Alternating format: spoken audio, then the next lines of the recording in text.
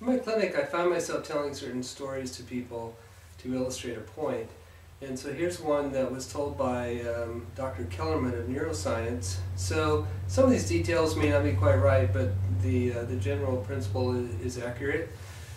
So in this case, Dr. Kellerman was working on neurotransmitter testing. And he basically was working on some whole other type of reasoning, other type of project, but he needed to know something about neurotransmitters in order to get to the next step in this other project he was working on. But as he wandered down the neurotransmitter pathway, he found that it was getting more and more involved, and he began to see the real potential to help people with some of this knowledge. So he began to do different types of testing, urine, saliva, and blood testing and other things to try to determine if he could make some correlation between these results and the actual state that this person was in. So in other words, people who have anxiety, depression, migraine headaches, insomnia tend to have certain profiles that he discovered. But what he was really looking for were people who had none of these problems. They were absolutely wonderfully healthy, and what kind of profile would these people have? So he began to look for that. Through the process, he tested everybody he could find. And one of the people he tested was a teenage daughter of a friend of his who was a medical doctor. His teenage daughter was a high achiever, active in sports and other social activities, and seemingly a pretty normal kid. So Dr. Kellerman did some testing on her, and he got the results back, and he told his buddy, he says, I think we should treat your daughter. I think she might be in some trouble.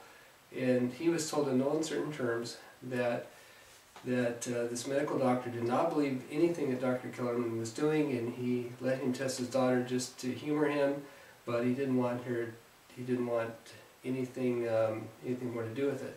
So of course Dr. Kellerman goes, whoa, and he backs off and went about his research.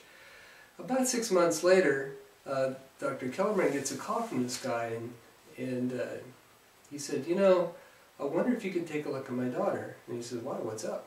He said, well, we don't know who she is.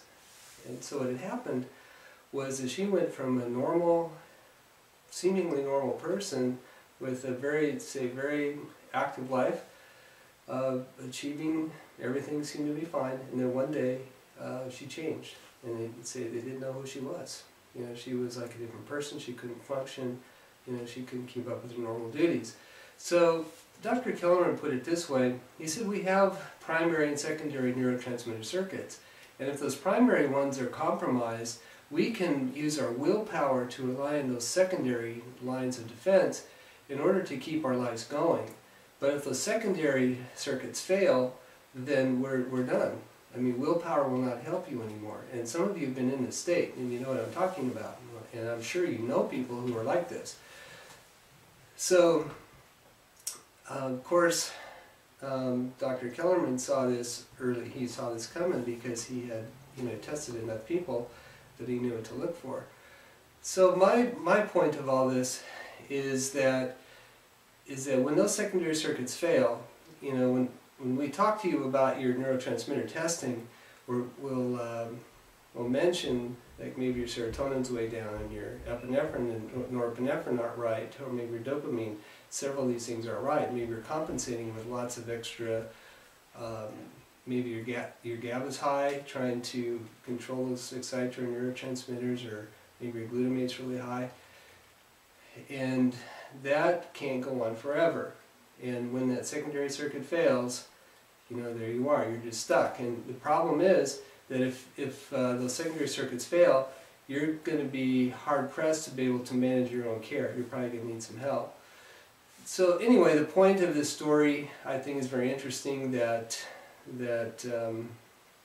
willpower will save you up to a point, but it's really wrong of us to assume that everybody can just pull themselves up by the bootstraps and make things work, because when your neurotransmitter balance is not what it needs to be, you really can't do it. So it's our job to help pull people back from the edge as quickly as we can, and that's what we enjoy doing. But if you know somebody who's in another state and you want to help them, you're probably going to have to be their their primary advocate for a while to help them get through that point, so their own willpower will kick in. Anyway, I thought that was an interesting story, and hopefully you'll find that helpful.